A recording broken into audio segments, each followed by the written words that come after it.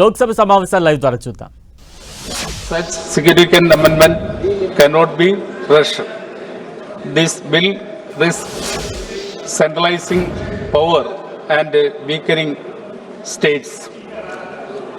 Sir, therefore, I urge the government must withdraw the bill.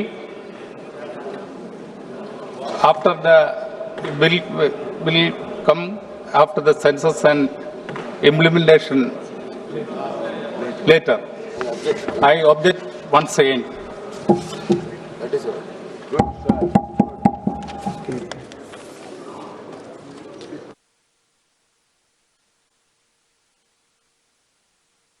आप गृहमंत्री जी बोलना चाहते हैं कुछ अभी?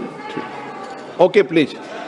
प्रश्न ये कि विधेयक को पुनर्स्थापित करने की अनुमति प्रदान की जाए। Item number 7। हाँ, अभी तो शुरू तो होने दो। डिवीजन ही रहता है संविधान संशोधन के अंदर। बिना डिवीजन के, बिना मत विभाजन के संविधान संशोधन नहीं होते हैं। आप तो वरिष्ठ नेता हैं। Please item number 7। प्रश्न ये कि विधेयक को पुनर्स्थापित करने की अनुमति प्रदान की जाए। जो सदस्य इसके पक्ष में हैं वह हाँ कहें, जो सदस्य विरोध में ना कहें। मेरे विचार में निर्णय हाँ वालों के पक्ष में हुआ।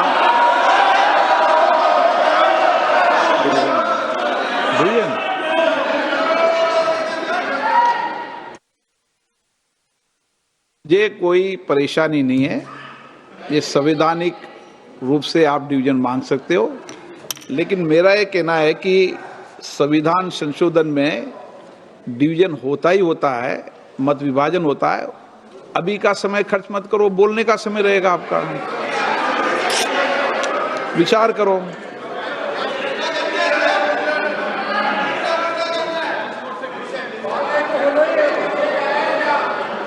बाद में तो मत विभाजन होना है। क्यों समय खर्च करते हो? मांगना ही है। ओवैसी साहब सबसे ज्यादा चिंतित हैं आज।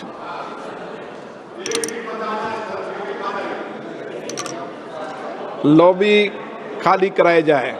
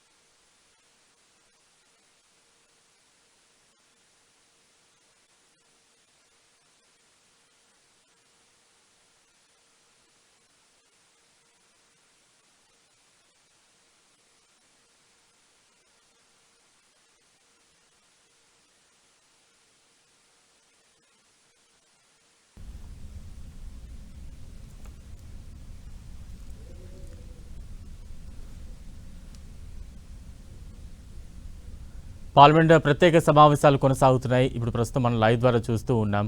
అయితే మహిళా బిల్లు కావచ్చు, డీలిమిటేషన్ బిల్లు కావచ్చు, కేంద్ర పాలిత ప్రాంతాలకు సంబంధించిన బిల్లు కావచ్చు, 3 బిల్లులు కూడా ప్రధానంగా ఈ 3 రోజుల పాటు ప్రత్యేక సమావేశాల్లో ప్రవేశపెట్టనున్నారు. దీనికి సంబంధించి ఇప్పటికే విపక్షాలు తమ వాదనలు వినిపించిన సందర్భాన్ని మనం చూస్తూ ఉన్నాం. రాజ్యాంగాన్ని బీజేపీ ప్రభుత్వం హైజాక్ చేస్తోంది అంటూ కూడా కాంగ్రెస్ పదే పదే ఆ వాదనను బలంగా వినిపించే ప్రయత్నం చేస్తోన్న సందర్భాన్ని ఇప్పటివరకు మనం చూసాం. మరోవైపు లోక్సభ సమావేశాలు కూడా కొంత వాడివేడిగా కొనసాగుతూ ఉన్న సిచ్యువేషన్ కనిపిస్తోంది.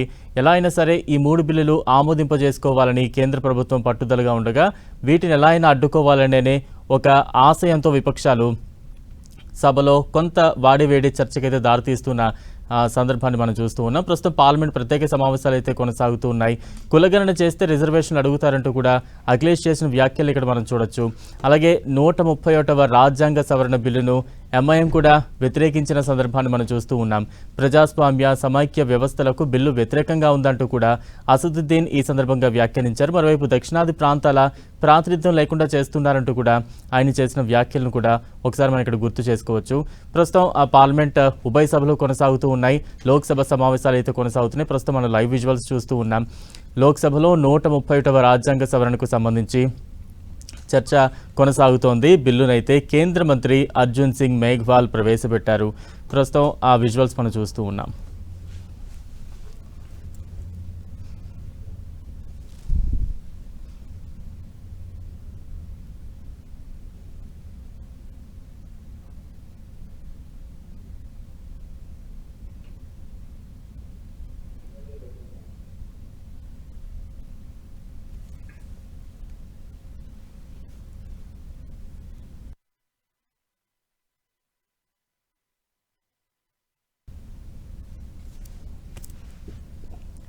పార్లమెంట్ ప్రత్యేక సమావేశాలు కొనసాగుతున్నాయి. ప్రస్తుతం మనం లైవ్ దృశ్యాలు చూస్తూ ఉన్నాం.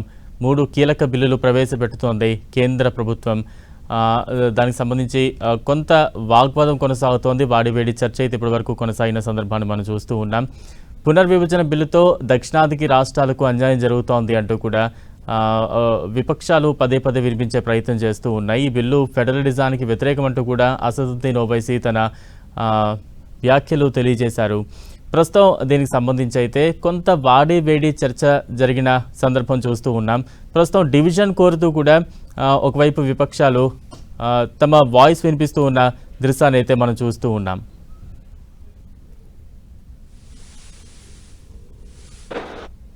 लो भी क्लियर हो गए महासचिव जी।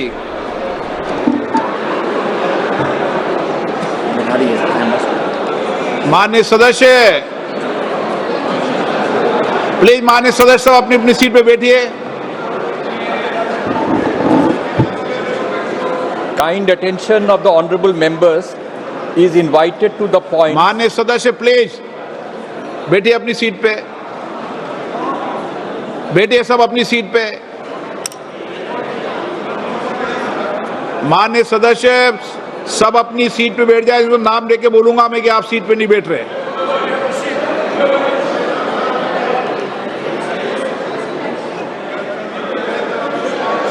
विशाल दादा पाटिल बैठिए। सुरेश जी अपनी सीट पे बैठिए।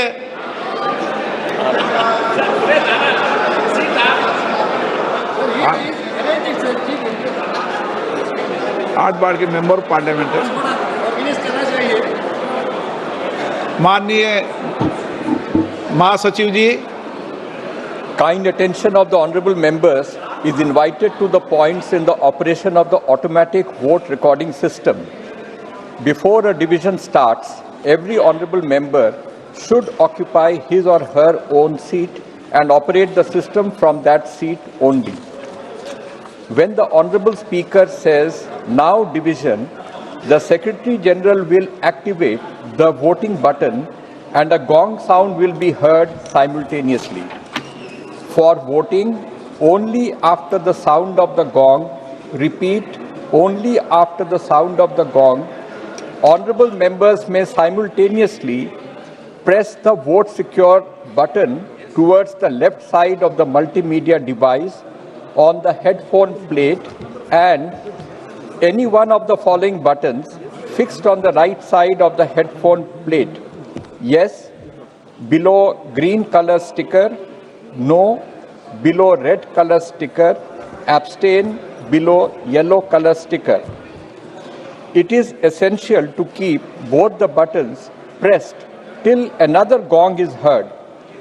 Honorable members may please note that their votes will not be registered if buttons are kept pressed before the first gong or both buttons are not kept simultaneously pressed till the second gong. Honorable members can actually see the final result after a gap of a few seconds after the second gong. Honorable members can check their vote on individual result display boards installed on either side of the Honorable Speaker's chair, the multimedia device, and also on the yes/no/abstain buttons, as the case may be. In case vote is not registered, or if any member wishes to change their vote, they may call for voting through slips. प्रश्न ये कि विधेयक को पुरस्तावित करने की अनुमति प्रदान की जाए। जो सदस्य इसके पक्ष में हैं वो हाँ कहें, जो सदस्य विरोध में ना कहें। मेरे विचार में निर्णय हाँ वालों के पक्ष में हुआ। कौन डिवीजन मांग रहा है? एक सदन में आपके अलावा कोई डिवीजन नहीं मांग रहा? ओ, आप मांग रहे हो। प्रश्न है कि विधेयक को पुरस्तावित करने की अनुमति प्रदान की जाए। जो सदस्य इसके पक्ष में हैं वो हाँ कहें, जो सदस्य विरोध में ना कहें। डिवीजन तो अब मतदान की प्रक्रिया शुरू करें।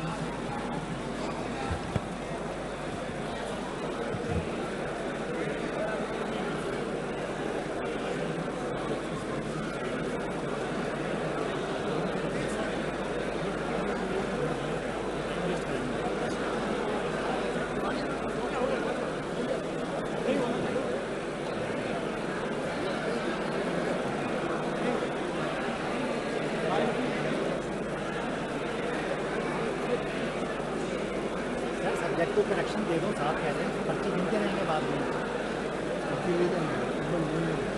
जल्दी करना है, ज़्यादा मत करना। अभी ऐसा है ना, सारी पार्टी पता क्या कह रही है? सारी पार्टी कांग्रेस भी कह रही है यार यार एक आदमी के लिए मतदान करा रहे हैं, तो फिर कर दिया ना। अब उसका कोई दिक्कत नहीं। तो कांग्रेस मांग रही थी। अब इस टाइम में करोगे तो पर्ची फिर इकट्ठी करो, दे दो सर, ज़्यादा टाइम नहीं है।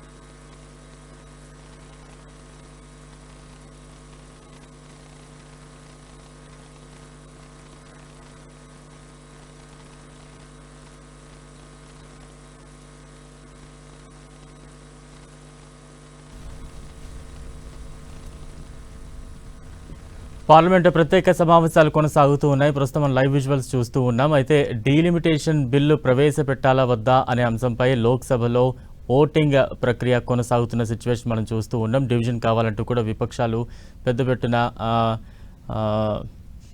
ఆందోళన చేపట్టాయి. అయితే ఇప్పుడు ఓటింగ్ ప్రక్రియకు సంబంధించిన ప్రాసెస్ అయితే కొనసాగుతూ ఉన్న దృశ్యాలు అయితే మనం చూస్తూ ఉన్నాం.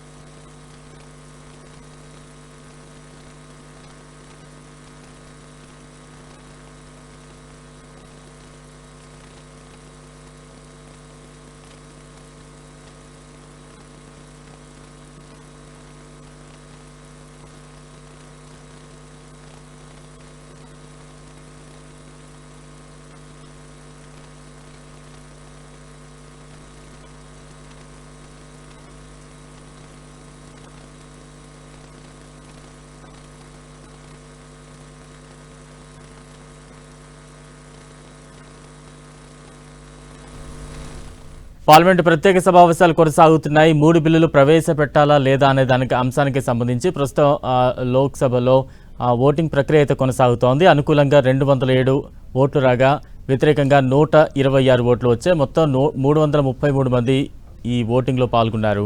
దానికి సంబంధించిన అప్డేట్స్ ఒకవైపు మనం చూస్తూ ఉన్నాం. ఓటింగ్ ప్రక్రియ ఏ రకంగా సాగింది, ఎవరు అనుకూలంగా ఉన్నారు, ఎవరు వ్యతిరేకంగా ఓటు వేశారనేది ఒక చార్ట్ లాంటిది కూడా ఒకవైపు మన స్క్రీన్లో చూస్తూ ఉన్నాం. మరోవైపు పార్లమెంట్ సమావేశాలు కూడా ఒకవైపు మనం చూస్తూ ఉన్నాం. అనుకూలంగా 207 ఓట్లు రాగా వ్యతిరేకిస్తూ 126 వచ్చాయి. మొత్తం 333 మంది పాల్గొన్నారు. బిల్లులను ప్రవేశపెట్టేందుకు మద్దతుగా 207 మంది ఓట్లు వేయగా వ్యతిరేకంగా 126 మంది ఓటు వేశారు. మొత్తం ఓటింగ్ ప్రక్రియలో 333 మంది సభ్యులు పాల్గొన్నారు. ప్రస్తుతం విజువల్స్ మనం లైవ్ ద్వారా చూస్తూ ఉన్నాం. ఓటింగ్ ప్రక్రియకు సంబంధించి ఆ టేబుల్ కూడా ఒకవైపు మనం చూస్తూ ఉన్నాం. అయితే డీలిమిటేషన్ బిల్లును వివిధ విపక్ష పార్టీలను కూడా వ్యతిరేకిస్తున్న సందర్భాన్ని కూడా మనం చూస్తూ ఉన్నాం. 3 బిల్లులపై చర్చకు అనుమతించేందుకు ఓటింగ్ ప్రక్రియ కొనసాగుతూ ఉంది. అనుకూలంగా 207 మంది, వ్యతిరేకంగా 126 ఓట్లు పోలయ్యాయి. మొత్తం 333 మంది ఈ ఓటింగ్ ప్రక్రియలో ఎంపీలు పాల్గొన్నారు.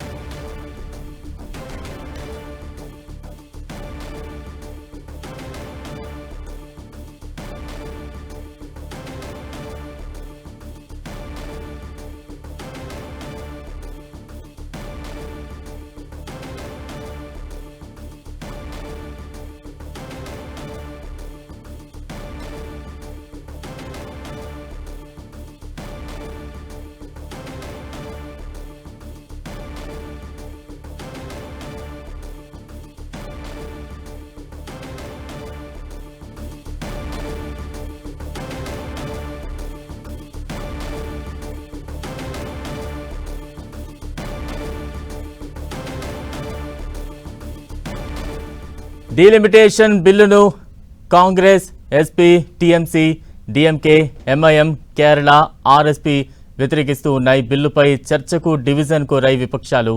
డివిజన్కు ఓకే చెప్పారు స్పీకర్ ఓం బిర్లా. అయితే 3 బిల్లులపై చర్చకు అనుమతించేందుకు ఓటింగ్ ప్రక్రియ నిర్వహించారు. అనుకూలంగా 207, వ్యతిరేకంగా 126 ఓట్లు వచ్చాయి. మొత్తం పోలైన ఓట్లు 333.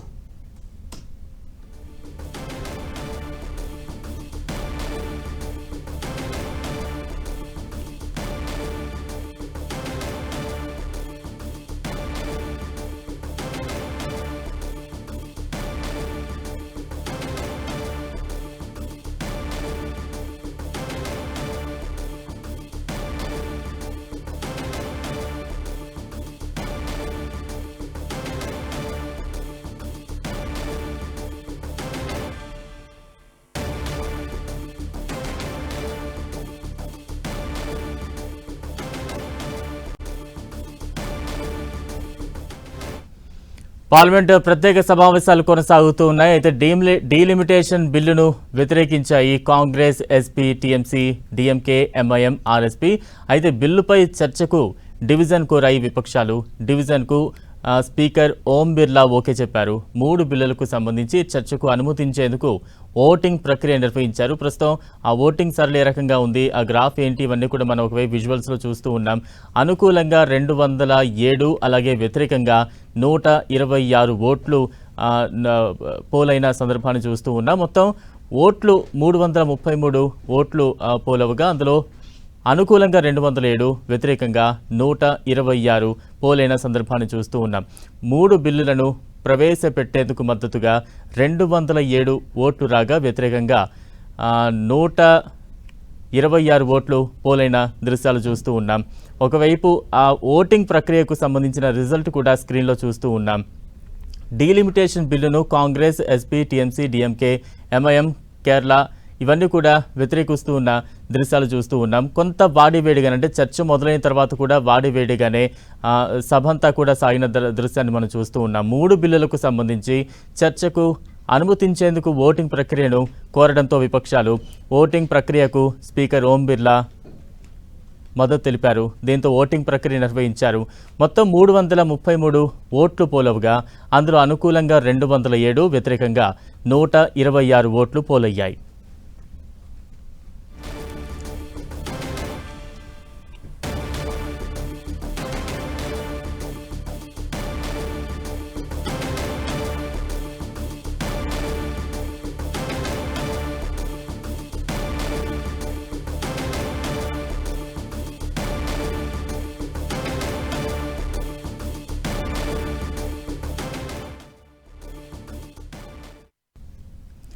రైట్, పార్లమెంట్ సమావేశాలు ప్రత్యేక సమావేశాలు అయితే కొనసాగుతూ ఉన్నాయి.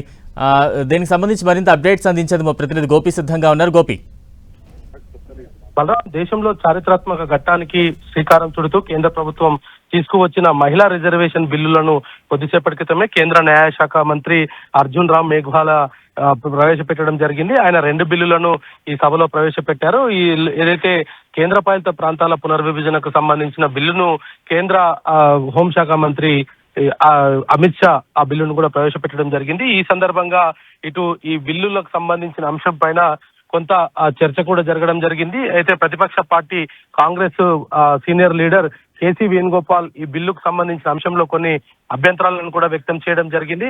ఆయనతో పాటు మరికొంతమంది పార్లమెంట్ సభ్యులు కూడా ఈ బిల్లుకు సంబంధించిన అంశం పైన కొన్ని అనుమానాలను, అదేవిధంగా కొన్ని సందేహాలను కూడా లేవనెత్తడం జరిగింది. ముఖ్యంగా 2023లో ఈ మహిళా రిజర్వేషన్ బిల్లును తీసుకువచ్చిన సమయంలోనే ఈ బిల్లును తక్షణమే అమల్లోకి వచ్చే విధంగా చేయాలంటూ కూడా తాము అప్పుడు కోరినట్టుగా సభ దృష్టికి తీసుకురావడం జరిగింది. అయినప్పటికీ అప్పటి కేంద్ర ప్రభుత్వము 2026 జనగణన తర్వాత ఈ మహిళా రిజర్వేషన్ అమల్లోకి వస్తుందంటూ అప్పుడు కాలయాపన చేసి 2023లో ఈ బిల్లుకు సంబంధించిన అంశాన్ని తెరపైకి రాకుండా చేసి ఇప్పుడు అకస్మాత్తుగా నియోజకవర్గాల పునర్విభజనతో పాటు ఈ మహిళా బిల్లును సాధ్యాసాధ్యాల పైన మాట్లాడుతూ కొంత ఇది రాజకీయంగా దురుద్దేశంతో ఇదంతా కూడా బిల్లు తీసుకురావడం జరిగిందంటూ కూడా ఆయన సభనుద్దేశించి మాట్లాడడం జరిగింది. దానికి సంబంధించి కూడా డివిజన్ ఓటింగ్ కూడా ఇటు స్పీకర్ పిలవడం జరిగింది. దీంట్లో అనుకూలంగా 207 ఓట్లు పడగా 126 వ్యతిరేకంగా ఓట్లు పడడం జరిగింది. అయితే డివిజన్ కి సంబంధించిన ఓటింగ్ లో ఇటు 207 మంది సభ్యులు అనుకూలంగా ఓటు వేశారు. అయితే 2023లోనే ఈ మహిళా రిజర్వేషన్ ని కేంద్ర ప్రభుత్వం తీసుకువచ్చినప్పుడు అప్పుడు అన్ని పార్టీలంతా కూడా ఈ మహిళా రిజర్వేషన్ కి అనుకూలంగా ఓటు వేసినప్పటికీ అప్పుడు కేంద్ర ప్రభుత్వం దాన్ని కాలయాపన చేస్తూ 2026 కులగణన జనగణన తర్వాతే ఈ మహిళా రిజర్వేషన్ ని అమలు చేస్తామంటూ కూడా చెప్పడం జరిగింది. కానీ ఇప్పుడు రాజకీయంగా అంటే కొన్ని రాష్ట్రాలలో ఎన్నికలు దృష్టిలో ఉంచుకొని, అదేవిధంగా 2029 ఎన్నికలను దృష్టిలో ఉంచుకొని, రెండింటిని కూడా దృష్టిలో ఉంచుకొని కేంద్ర ప్రభుత్వం రాజకీయ దురుద్దేశంతో ఈ డీలిమిటేషన్ తో పాటు ఈ మహిళా రిజర్వేషన్ బిల్లును తీసుకురావడాన్ని తప్పుపడుతున్నామంటూ కూడా సభ్యులు సభలో చెప్పడం జరిగింది. మరి ఇప్పటికే డివిజన్ ఓటింగ్ కి సంబంధించి కొంత ఈ పేపర్స్ కూడా ఇప్పటికే సభ్యులకు ఇవ్వడం జరిగింది. తమ అభిప్రాయాలు తెలియజేసేందుకు స్లిప్స్ కూడా అందజేశారు. మరి ఇంకా సభలో ఈ డివిజన్ ఓటింగ్ తర్వాత మరొకసారి చర్చ జరుగుతుంది. ఆ తర్వాత ఈ బిల్లుకు సంబంధించిన ఆ చర్చ సుదీర్ఘంగా అంటే దాదాపు 18 గంటలు లోక్సభలో ఈ మహిళా రిజర్వేషన్ బిల్లు పైన చర్చ ఉంటుంది. ఆ తర్వాత బిల్లుకు సంబంధించిన ఓటింగ్ అయితే జరగనుంది. బలరాం, అంటే గోపి, ఇప్పుడైతే ఓటింగ్ అయితే పూర్తయిందని అనుకోవచ్చా? ఇప్పుడు చర్చ మొదలవుతుందని అనుకోవచ్చా? అంటే అనుకూలంగా ప్రతికూలంగా వచ్చిన ఓట్లను చూసి పాల్గొన్న ఎంపీల కౌంట్ ని కూడా చూసి నెక్స్ట్ ఏం జరగబోతోంది? సుమిత్ర, ఇక్కడ ఒక విషయాన్ని మనము చాలా స్పష్టంగా చెప్పొచ్చు. ఏదైతే మహిళా రిజర్వేషన్ బిల్లుకి ప్రతిపక్ష పార్టీలంతా కూడా సహకరించినప్పటికీ అప్పటి కేంద్ర ప్రభుత్వం అంటే ఏదైతే 2023లో బిల్లు తీసుకొచ్చిన సమయంలోనే కేంద్ర ప్రభుత్వము దాన్ని కాలయాపన చేయడం జరిగింది. అప్పుడు కూడా విపక్షాలంతా మహిళా రిజర్వేషన్ ని వెంటనే అమల్లోకి వచ్చే విధంగా దానిపైన చట్టాన్ని రూపొందించాలంటూ కూడా విపక్షాలు కోరినప్పటికీ ప్రభుత్వం అప్పుడు వినకుండా కేవలం 26 జనగణన తర్వాతే ఈ యొక్క మహిళా రిజర్వేషన్ ఇంప్లిమెంట్ అవుతుంది అంటూ కూడా చట్టాన్ని చేయడం జరిగింది. మరి అకస్మాత్తుగా ఈ మహిళా రిజర్వేషన్ కి సంబంధించిన అంశంలో ఏ విధంగా దీన్ని మరొకసారి 2011 జనగణన ఆధారంగా ఈ మహిళా రిజర్వేషన్ అమలు చేస్తామంటూ కూడా ఇప్పుడు ప్రభుత్వం ఎందుకు మాట మారుస్తుందన్న దానిపైన స్పష్టత ఇవ్వాలనేది కూడా ముఖ్యంగా ఇటు విపక్ష పార్టీకి సంబంధించిన ఎంపీలు కోరడం జరిగింది. మరి ప్రస్తుతం ఈ యొక్క డివిజన్ ఓటింగ్ కి సంబంధించి చూస్తే అనుకూలంగానే ప్రభుత్వానికి వచ్చిన నేపథ్యంలో మరి దీనిపైన చర్చ ప్రారంభమవుతుంది. 2207 ఓట్లు అనుకూలంగా పడ్డ నేపథ్యంలో డివిజన్ కి ఓటింగ్ కి సంబంధించిన పర్సంటేజ్ అనుకూలంగా రావడంతో ఈ యొక్క మహిళా రిజర్వేషన్ బిల్లుకు సంబంధించిన అమెండ్మెంట్ ఆ మార్పులు ఏదైతే 2023 చట్టంలో 26 జనగణన తర్వాత ఈ మహిళా రిజర్వేషన్ అమలు అవుతుందనే ఉన్న కాజ్ ని చేంజ్ చేస్తూ 2011 జనగణన ఆధారంగా మహిళా రిజర్వేషన్ అమలు అన్న దానిపైన ఈ ప్రస్తుతం అయితే చర్చ జరుగుతుంది. ఆ తర్వాత ఓటింగ్ విధానం స్టార్ట్ అయ్యే అవకాశాలు కనపడుతున్నాయి. అయితే డీలిమిటేషన్ కి సంబంధించి ఒకవైపు రాజకీయ యుద్ధమే జరుగుతుందని చెప్పి విపక్షాలు చెబుతున్న సందర్భంలో ఇప్పుడు ఓటింగ్ కూడా చూసాం, మరి కాసేపట్లో బిల్స్ కూడా ప్రవేశపెట్టబోతున్నారు. అయితే దీనిపైన చర్చ సందర్భంగా కానీ ఇప్పుడు ఓటింగ్ పర్సంటేజ్ చూసినా కానీ నెక్స్ట్ రాజకీయంగా ఏం జరగబోతుందని అనుకోవచ్చు. అంటే డీలిమిటేషన్ కి సంబంధించి ఓటింగ్ ప్రక్రియకు సంబంధించి నెక్స్ట్ ఏం జరగబోతుంది అనుకోవచ్చు గోపి? అంటే ఇందులో ఖచ్చితంగా మనం 543 ఉన్న స్థానాలను కాస్త 850కి పెంచుతూ అందులో మళ్ళీ మహిళా రిజర్వేషన్ల అంశాన్ని పొందుపరచడము, రాజ్యాంగంలోని 131వ సవరణను చేస్తూ లోక్సభలో ఈ బిల్లును ఇప్పటికే కేంద్ర న్యాయశాఖ మంత్రి ప్రవేశపెట్టడం జరిగింది. సో ఇప్పుడు ఈ సవరణ బిల్లును ఆమోదిస్తే అంటే మహిళా రిజర్వేషన్ ని గతంలో విపక్ష పార్టీలంతా కూడా బేషరతుగా మహిళా రిజర్వేషన్లు అమలు చేసి తీరాలంటూ అప్పట్లో సపోర్ట్ చేయడం జరిగింది. వెంటనే అంటే 2023లోనే ఆ బిల్లును అమలులోకి వచ్చే విధంగా చర్యలు తీసుకోవాలంటూ కూడా కోరడం జరిగింది. సో అప్పుడు ప్రభుత్వము ఆ విషయాన్ని పట్టించుకోకుండా 26లో తాము డిజిటలైజ్డ్ గా జనగణన చేస్తున్నాము, ఆ తర్వాత కులగణన జరుగుతుంది, అప్పుడు నియోజకవర్గాల పునర్విభజనతో పాటు మహిళల రిజర్వేషన్ కి సంబంధించిన అంశాన్ని కూడా అప్పటి నుంచి అమలవుతుందంటూ కూడా చెప్పడం జరిగింది. సో ఇప్పుడు నియోజకవర్గాలను 850కి పెంచడంలో ఎటువంటి ఉద్దేశంతో 850కి పెంచుతున్నారు? మరి 2011 జనగణన అంటే దాదాపు 15 సంవత్సరాల జనగణనను వదిలేసి అంటే ఇప్పుడు 2021లో జనగణన జరగాల్సి ఉండే, అప్పుడు ప్రపంచవ్యాప్తంగా కోవిడ్ ఉన్న దృష్టిలో అప్పుడు జనగణన సాధ్యం కాలేదు. మరి 2026లో జనగణన చేయాల్సిన అంశాన్ని జనగణన ప్రక్రియ మొదలు పెడుతూనే మరి అప్పుడు మహిళా రిజర్వేషన్ అమలు చేస్తామని 23లో ఈ బిల్లు పాస్ సందర్భంగా ప్రభుత్వం చెప్పిన మాటలు ఎందుకు ఇప్పుడు వాటిని మార్చి చెప్తున్నారు? మరి ఏ రాజకీయ ఉద్దేశంతో ఈ 850 సీట్లను పెంచుతున్నారు అన్న దానిపైన క్లారిటీ ఇవ్వాలనేది కూడా ముఖ్యంగా విపక్షాలు అయితే కొంచెం పట్టుపడుతున్న పరిస్థితి కనపడుతుంది. అయితే డీలిమిటేషన్ కి సంబంధించి ఇటు డీలిమిటేషన్ ను చేస్తూనే అంటే దానికి సంబంధించి ఒక కమిషన్ ని కూడా ఏర్పాటు చేసేందుకు మరో బిల్లును తీసుకురావడం జరిగింది. దాన్ని కూడా కేంద్ర న్యాయశాఖ మంత్రి అర్జున్ రామ్ మేఘ్వాలయ ఇప్పటికే ప్రతిపాదించడం జరిగింది. అయితే ఇటు కేంద్ర పాలిత ప్రాంతాల్లో నియోజకవర్గాల పునర్విభజనకేమో కేంద్ర హోంశాఖ మంత్రి అమిత్ షా ఆ బిల్లును కూడా సభ ముందు ఉంచారు. సో ఈ బిల్లుల పైన 3 రోజుల పాటు చర్చ జరగాలి. అంటే ఈ రోజు నుంచి పార్లమెంట్ లో 18 గంటలు, లోక్సభలో 18 గంటలు, రాజ్యసభలో 10 గంటల సేపు ఈ యొక్క ఎంపీలు మాట్లాడే అవకాశం ఇస్తామనేది కూడా ఇప్పటికే లోక్సభ దానికి సంబంధించిన షెడ్యూల్ ను కూడా విడుదల చేయడం జరిగింది. అయితే రాజ్యాంగ సవరణ బిల్లు ఒకటి, దాంట్లోనే మహిళా రిజర్వేషన్ 850 నియోజకవర్గాలు, రెండవది ఇటు రెండవది నియోజకవర్గాల పునర్విభజన. దీనికి సంబంధించి ఈ రెండింటికి కూడా సాధారణ మెజారిటీ ఉంటే సరిపోతుంది. ఒకటి కేంద్ర పాలిత ప్రాంతాల్లో मत विभाजन का शुद्धि के अध्ययन करेक्शन के आधार पर मत विभाजन का परिणाम इस प्रकार है. आवश्यकता होगी तो करेक्शन और डिटेल में जाके कर सकते हैं. पक्ष में 251, विपक्ष में 185.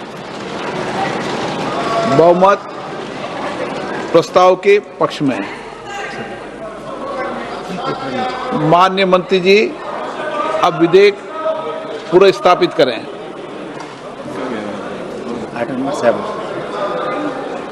Item number 7.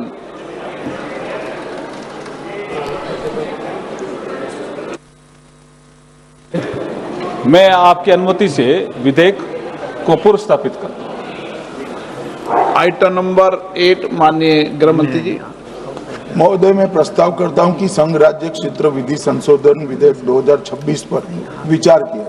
1 मिनट, थोड़ा संशोधन करना पड़ेगा मुझे आइटम नंबर 7 को लेके.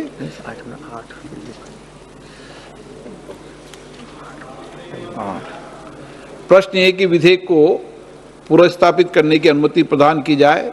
जो सदस्य इसके पक्ष में हाँ कहें, जो सदस्य विरोध में ना कहें, मेरे विचार में निर्णय हाँ वालों के पक्ष में अनुमति प्रदान की जाती है। माननीय मंत्री जी, अब विधेयक पुनर्स्थापित करें। महोदय, मैं प्रस्ताव करता हूं कि संघ राज्य क्षेत्र विधि संशोधन विधेयक 2026 पर विचार किया जाए। पुनर्स्थापित। आइटम नंबर 9, प्रश्न ये कि विधेयक को पुनर्स्थापित करने की अनुमति प्रदान की जाए। जो सदस्य इसके पक्ष में हाँ कहें, जो सदस्य विरोध में ना कहें, मेरे विचार में निर्णय हाँ वालों के पक्ष में अनुमति प्रदान की जाती है।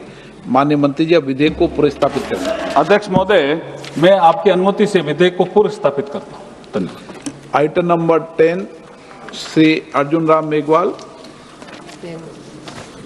Item number 10, 66। अध्यक्ष महोदय, with your kind permission, I move the following motion that this House do suspend the proviso to Rule 66 of the Rules of Procedure and Conduct of Business in Lok Sabha in its application to the motion for taking into consideration and passing of the Delimitation Bill 2026 and the Union Territories Laws Amendment Bill 2026 as much as these are dependent upon the Constitution's 131st Amendment Bill 2026. क्या वेणुगोपाल जी, क्या argument given by the Honourable Minister is completely against the rules. The rule is very clear. A bill which is dependent wholly or partly upon another bill pending before the House may be introduced in the House in anticipation of the passing of the bill in which it is dependent. Here one is the Constitution bill. Very clearly one is the Constitution bill. And other two is not a Constitution bill. Clubbing both together will not be a good practice, sir. Sir, we cannot allow it, sir. There are consequences, sir. When the Constitution Amendment Bill is going to be defeated, then what is the point, sir? माननीय गृह मंत्री, Therefore, अरे हो गया भाई, बैठो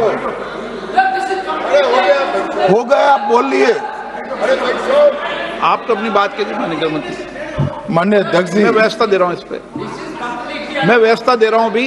अरे भाई हो गया। गृह मंत्री जी, मैं व्यवस्था दे रहा हूँ इस पे भी। माननीय अध्यक्ष जी, माननीय सदस्य वेणुगोपाल जी ने एक प्रकार से दो मुद्दे उठाए। एक मुद्दा टेक्निकल है कि जो संविधान संशोधन होता है इसमें गण की आपूर्ति अलग होती है और जो कानून होता है उसमें गण की आपूर्ति अलग होती है। सदन के बहुमत के जो रूल्स है, जो नियम बने हैं, वो अलग अलग हैं, इसलिए इस पर साथ में विचार नहीं हो सकता। और दूसरा कि जब डिबेट होती है तब संविधान संशोधन पर डिबेट अलग होना चाहिए और बिल पर अलग डिबेट होना चाहिए। माननीय अध्यक्ष जी, ये जो तीन बिल, एक संविधान संशोधन और दो बिल सदन के सामने अभी प्रस्तुत किए हैं, उसमें से संविधान संशोधन करने के बाद महिला आरक्षण को लॉजिकल एंड ले जाने के लिए ये दो कानून जरूरी है, इसलिए दो कानून साथ में लाए गए। एक प्रकार से संविधान संशोधन होने के बाद जो जरूरियात उत्पन्न होती है उसी में से ये दो कानून लाने का सोचा गया है। जहां तक उनका सवाल है कि बिल पारित करने में मत का विभाजन अलग अलग होता है, तो अभी हम चर्चा एक साथ में करें, क्योंकि एक कुल मिलाकर एट लेंथ में देखें तो एक ही विषय पर चर्चा होना है। जब आप बिल पारित करोगे तो स्वाभाविक रूप से तीनों संविधान संशोधन में अलग डिवीजन होगा और बिलों की डिवीजन की जरूरत पड़ी तो भी वो अलग होगा।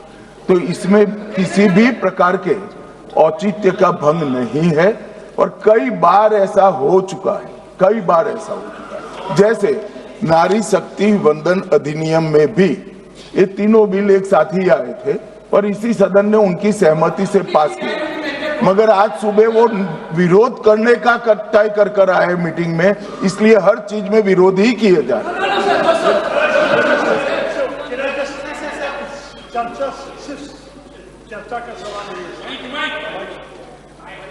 नहीं, मैंने उनको अलाउ थोड़ी किया है।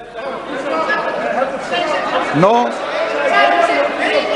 नहीं, आप उनकी वकालत मत करो। नो नो, शशि थरूर जी ने ज्ञान दे दिया वेणुगोपाल जी को, या तो वेणुगोपाल जी ज्ञान प्राप्त नहीं करते तो शशि थरूर जी को बोलने दिया इन्होंने। मैं क्या करूं?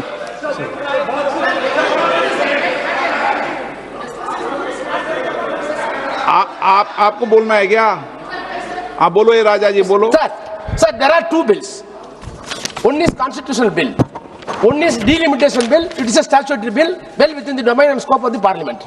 The constitutional bill has to go to the President of India, and this bill also, delimitation bill, has to go to the President assent. Sir, the delimitation bill, you have to see how the delimitation is going to happen. The consequentially, you have to amend the constitution.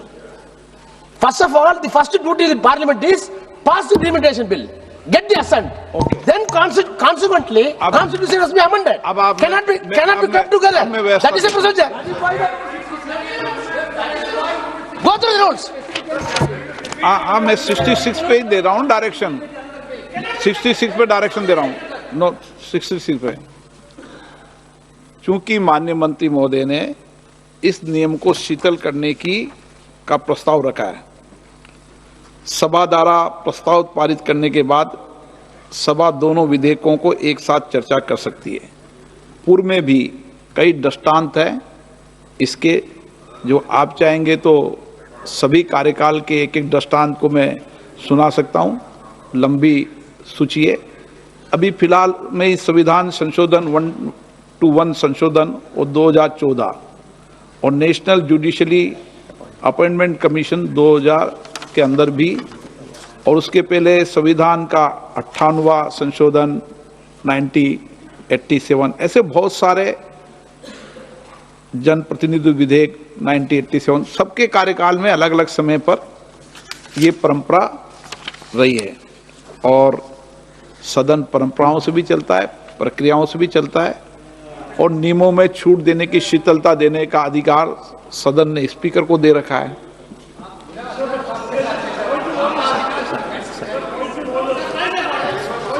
Point of order इसमें नहीं है। प्रश्न ये है कि माननीय मंत्री जी द्वारा प्रस्तुत प्रस्ताव को स्वीकृत किया जाए। जो सदस्य प्रस्ताव के पक्ष में हाँ कहें, जो सदस्य प्रस्ताव के विरोध में ना कहें। मेरे विचार में निर्णय हाँ वालों के पक्ष में हुआ, हाँ वालों के पक्ष में हुआ, प्रस्ताव स्वीकृत हुआ। लॉबी खोल दी जाए। अब माननीय सदस्य, सदन की मैं मत लेना चाहता हूं कि इस पे कितने घंटा चर्चा चाहते हैं आप।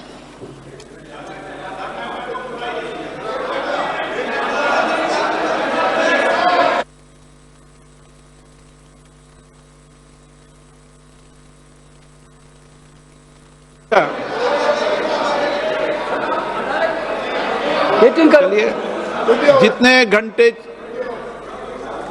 रात को अकेले बैठे रहोगे आप। हाँ, संसदीय कार्य मंत्री जी। अनुरोध है, क्योंकि सारा सदस्य इस महत्वपूर्ण चर्चा के लिए आए हैं, तो आपने पहले ही कह दिया कि बोलने का पर्याप्त समय देंगे। हमारा सरकार की ओर से हम एक बात रखना चाहते हैं कि क्योंकि 2 दिन का चर्चा है, आज सुविधा अनुसार आज और कल मिला करके अभी फिलहाल हम 12 घंटे का हम चर्चा का टाइम तय करें, और 12 घंटे के बाद समय एक्सटेंड करने का हम अथॉरिटी हम स्पीकर को दे दें तो भी ठीक है, क्योंकि कल 4 बजे मतदान करने का भी निर्णय है। तो स्पीकर साहब खबर छोड़ देते हैं आज कितना देर तक चर्चा करना है, कि सारा मेंबर देर रात तक बैठेंगे तो हम लोग तो, सरकार तो सुनने के लिए, जवाब देने के लिए मैं तैयार है। माननीय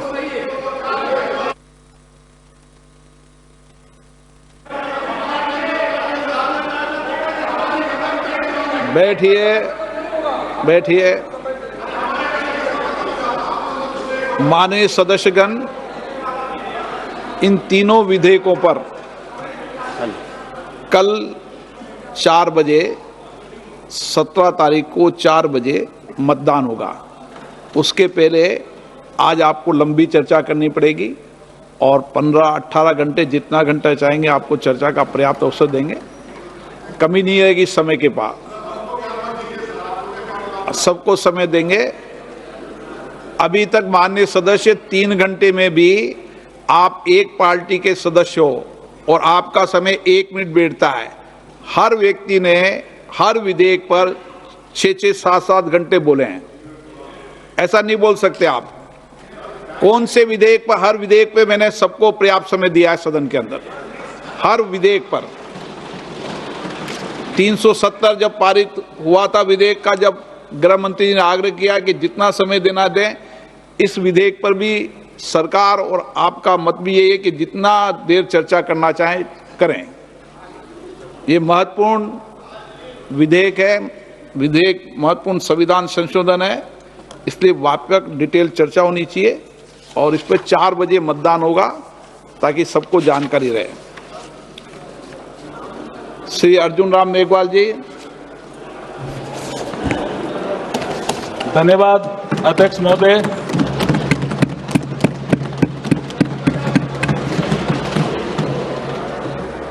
आज आपके माध्यम से इस महान सदन के समक्ष बोलते हुए मुझे गर्व, हर्ष और रोमांच की अनुभूति हो रही है। आज का दिन संसदीय इतिहास के पृष्ठों पर स्वर्णिम अक्षरों से लिखा जाएगा। इसी गरिमा में सदन ने सितंबर 2023 में नारी शक्ति वंदन अधिनियम 2023 को पास कर हमारी मातृशक्ति के लिए लोकसभा और राज्य विधानसभाओं में 33% सीटों के आरक्षण की व्यवस्था की थी और आज उस ऐतिहासिक निर्णय को लागू करने का समय आ गया। अध्यक्ष जी, अध्यक्ष महोदय, इतिहास में कुछ अवसर ऐसे आते हैं जो इतना प्रभाव छोड़ जाते हैं कि सदियों तक उनको याद किया जाता है और आज का दिन ऐसा ही पावन दिवस है। अध्यक्ष महोदय, अध्यक्ष जी, हमारे संविधान निर्माताओं ने संविधान के आर्टिकल 368/2 माननीय सदस्य प्लीज, माननीय सदस्य,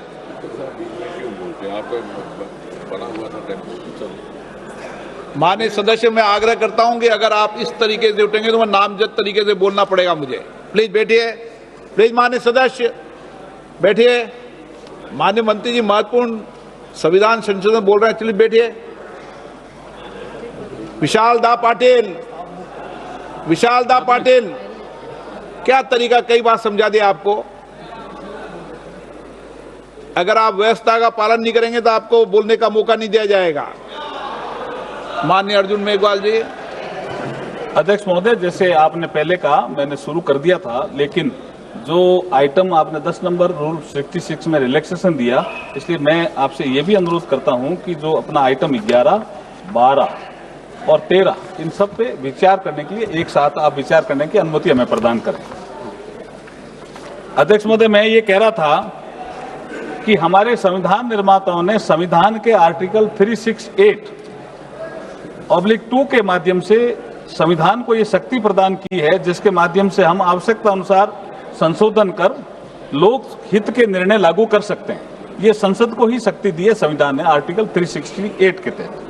इस पवित्र उद्देश्य से नारी शक्ति वंदन अधिनियम को लागू करने के लिए ये तीनों बिल आज इस महान सदन के समक्ष प्रस्तुत हुए हैं। महिलाओं को उचित प्रतिनिधित्व मिले, इसके लिए संविधान सभा में बहस हुई।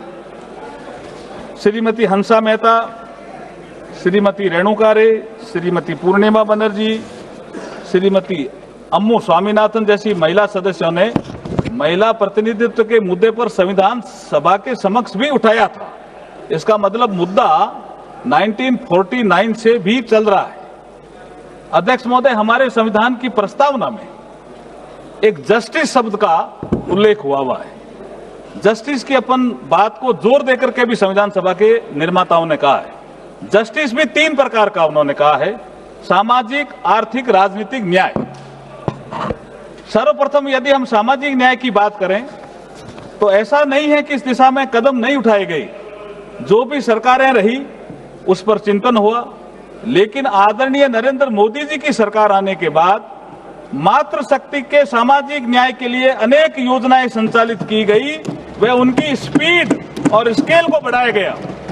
मोदी जी जब महिलाओं के लिए शौचालय बनाते हैं तो महिलाओं के सम्मान में वृद्धि होती है, उससे इज्जत घर का नाम दिया जाता है। पीएम आवास के माध्यम से जब 69% मालिका हक मातृशक्ति को दिया जाता है तो वो सुरक्षित महसूस करती है। उज्ज्वला योजना के माध्यम से जब गैस चूल्हा मिलता है तो स्वास्थ्य में सुधार होता है। धुएं भरी रसोई से लेकर गरिमापूर्ण जीवन तक यही हमारा सामाजिक न्याय, जिसकी कल्पना कभी बाबा साहब B.R. अम्बेडकर साहब ने की थी कि हमें नागरिकों को, समस्त नागरिकों को सामाजिक न्याय, आर्थिक न्याय, राजनीतिक न्याय देना होगा। प्रधानमंत्री मातृवंदना योजना के माध्यम से जब गर्भवती महिला को पोषण मिलता है तो आने वाला भविष्य भी संवरता है। मैटरनिटी अवकाश को 12 सप्ताह से बढ़ाकर 26 सप्ताह किया जाता है तो पारिवारिक दायित्वों की पूर्ति का समय मिलता है। शस्त्र सेनाओं में महिलाओं को जब स्थायी कमीशन प्रदान करने से राष्ट्र सेवा में डिफेंस फोर्सेज का अभिन्न हिस्सा बनती है तो महिलाएं सशक्त होने का एहसास महसूस करती है। इसी प्रकार हम आर्थिक न्याय की बात करें, मैंने अभी तक सामाजिक न्याय की बात करी, अब मैं आर्थिक न्याय की बात करता हूं। अगर आर्थिक न्याय की बात करें तो योजनाएं पहले भी बनी, लेकिन जब मोदी जी आते हैं 2014 में तो इन योजनाओं के क्रियान्वयन में और परिणाम में विजिबल चेंज नजर आता है। महिलाओं के लिए जनधन खाते, प्रधानमंत्री मुद्रा योजना, सुकन्या समृद्धि योजना, लखपति दीदी, मुद्रा योजना में तो 60% से ज्यादा महिलाएं आर्थिक रूप से सशक्त और समर्थ बन रही है। तो सेल्फ हेल्प ग्रुप और स्टार्टअप के संचालन में स्वयं निर्णय प्रक्रिया में भागीदार बनकर आर्थिक योजना में सहभागिता दे रही है। अध्यक्ष महोदय, ये सब क्यों संभव हो पाया? ये ऐसे ही नहीं हुआ। ये उस दृढ़ इच्छा शक्ति और पवित्र भावना का परिणाम है जो आदरणीय नरेंद्र मोदी जी मातृशक्ति के लिए रखते हैं। इसलिए हम कहते हैं कि हमारे पास नियत भी है, नीति भी हो और मोदी जी जैसे सशक्त नेता भी हैं। अध्यक्ष महोदय, यदि हम राजनीतिक न्याय की बात करें, अभी मैंने सामाजिक न्याय की बात करी, आर्थिक न्याय की बात करी और राजनीतिक न्याय की बात, ये संविधान का जो हमारा प्रियम्बल है उसी में उल्लेखित है। अध्यक्ष जी, पहला शब्द ही न्याय है। तो हम राजनीतिक न्याय की बात करें तो सर्वप्रथम हमारे संविधान निर्माता बाबा साहब भीमराव अम्बेडकर जी ने महिलाओं को राइट टू वोट का अधिकार दिया। ये राजनीतिक न्याय है सर, जिसे उन्होंने यूनिवर्सल एडल्ट फ्रेंचाइज कहा। महिलाओं को राजनीतिक रूप से सक्रिय भागीदारी की और बड़ा कदम बढ़ाया। यूनिवर्सल एडल्ट फ्रेंचाइज को लेकर ऑल इंडिया वुमेन्स कॉन्फ्रेंस जो 1927 में, ये 100 साल का संघर्ष है सर, 1927 में पुणे में आयोजित हुई थी। 1931 तक सभी को वैक्स मताधिकार की मांग की गई थी, जिसे बाबा साहब भीमराव अम्बेडकर जी द्वारा भारत के संविधान में साकार रूप दिया गया। राइट टू वोट महिलाओं को। बाबा साहब का कहना था, I quote, I measure the progress of a community by the degree of A progress which women have achieved. अर्थात मैं किसी समाज की प्रगति को महिलाओं की प्रगति से मापता हूं। माननीय अध्यक्ष जी, यहां एक विषय और उल्लेखनीय है कि जहां भारत में बाबा साहब ने आजादी के तुरंत बाद महिलाओं को समान मताधिकार उपलब्ध कराया, वहां दुनिया में, जो विकसित कही जाने वाली दुनिया में, लंबे समय तक महिलाओं को संघर्ष करना पड़ा। मैं इंग्लैंड का उदाहरण देता हूं, यूके का उदाहरण देता हूं अध्यक्ष जी, यूएस का। यूएस 1776 में आजाद हुआ, लेकिन महिलाओं को मताधिकार मिलने में कितने साल लगे? 144 वर्ष। और यूनाइटेड किंगडम, इसमें तो 1918 में महिलाओं को मताधिकार दिया, लेकिन लिमिटेड कर दिया कि जो महिलाएं 30 साल से उम्र के अधिक हो या जिनका पति प्रॉपर्टी से संबंधित क्वालिफिकेशन रखता हो, उसको दिया। और उसके 10 साल बाद 1928 में द इक्वल फ्रेंचाइज एक्ट के माध्यम से 21 वर्ष से अधिक आयु की महिलाओं को समान मताधिकार मिला। राइट टू रिप्रेजेंटेशन बाबा साहब का मूल वाक्य हुआ करता था।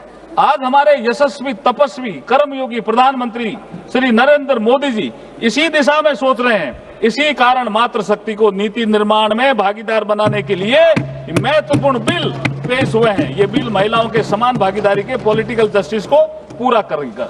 सर, आर्थिक न्याय, सामाजिक न्याय, राजनीतिक न्याय की बात प्रस्तावना में तो खूब कही गई है, लेकिन लोगों ने उसको लागू करने का प्रयास नहीं किया। अगर लागू करने का प्रयास किया तो आदरणीय नरेंद्र मोदी जी ने करने का प्रयास किया। अध्यक्ष महोदय, अब मैं आपकी अनुमति से बिल के प्रावधानों के विषय में सदन को थोड़ा अवगत कराना चाहता हूं।